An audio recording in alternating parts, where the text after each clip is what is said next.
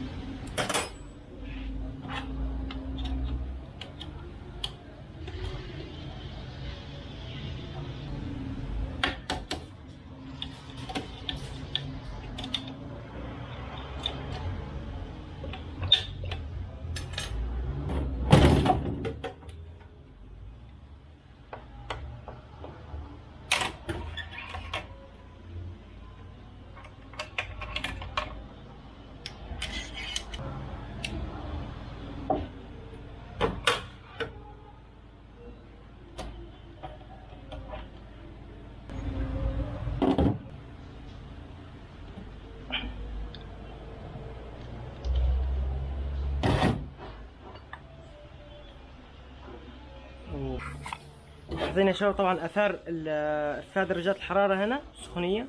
غالبا نحصل مجموعه الكلكتش اللي في الداخل هذه هي اللي مفوته. ملاحظين كيف؟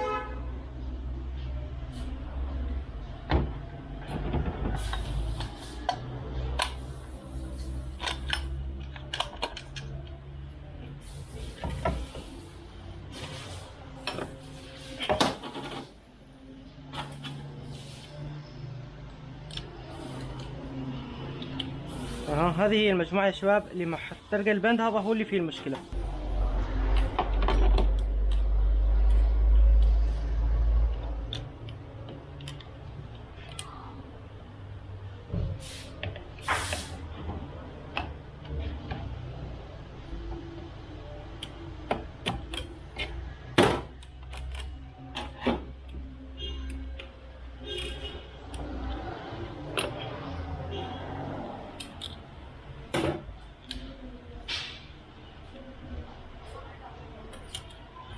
مثل ما انتم شايفين يا شباب هذه هي الاسطوانات اللي محروقة.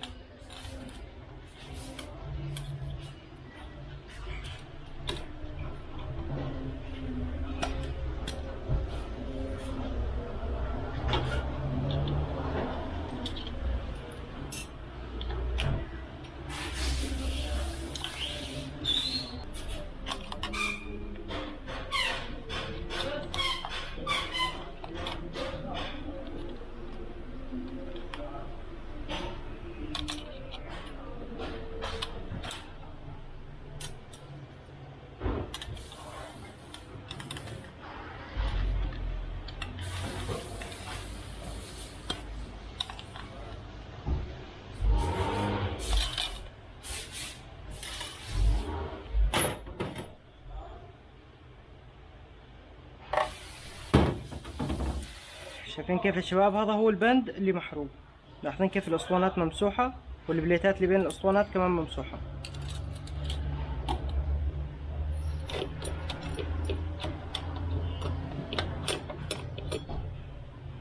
شايفين يا شباب كيف مجموعة الاسطوانات هذه يعني تقريبا كويسة سليمة، ما هي ممسوحة، ولكن حالتها تعبانة كمان، حالتها سيئة.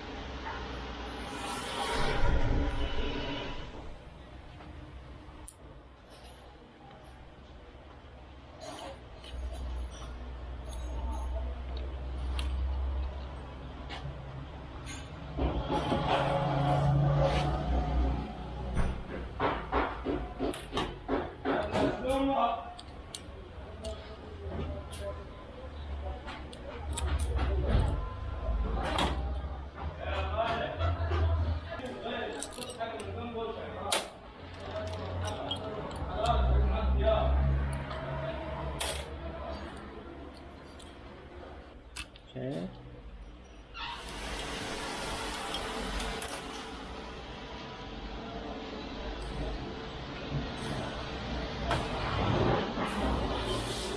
شوفوا من برا.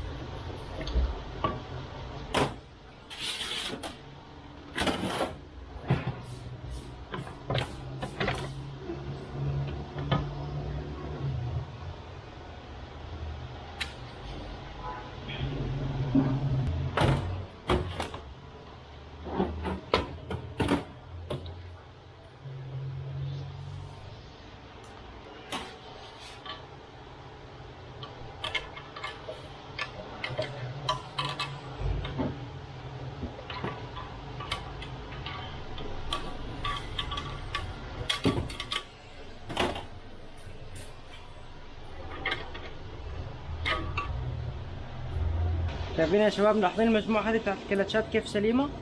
هذه حالتها كويسة جدا، وهذه المجموعة اللي كانت محروقة واللي كان فيها مشكلة، ما كانت مخلي السيارة فيها عزم في المشي.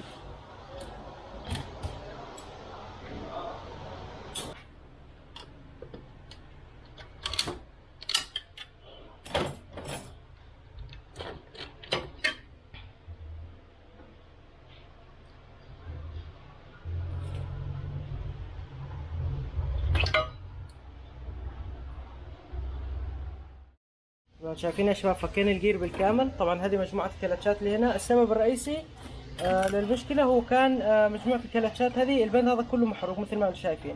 لاحظين كيف يا شباب التلف في الاسطوانات وفي البليت او الصاجات اللي بتكون راكبة ما بين الكلاتشات نفسها. المجموعة هذه فقط البند هذا هو اللي كان محروق. ملاحظين حتى اثر ارتفاع درجات الحرارة عليه كيف. هذا هو الوحيد اللي كان فيه مشكلة. والسبب الرئيسي طبعا هو انسداد الكولر. الكولر المبرد تبع الجير كان مسدود، وهو اللي عمل هاي المشكلة في الجير. هاي كان موضوع حلقتنا عن سيارة السكودا الفانتازيا، المشكلة اللي كانت في الجير. أتمنى يا رب انكم تكونوا استفدتوا. لا تنسوني بدعاكم. دمتم بأمان الله.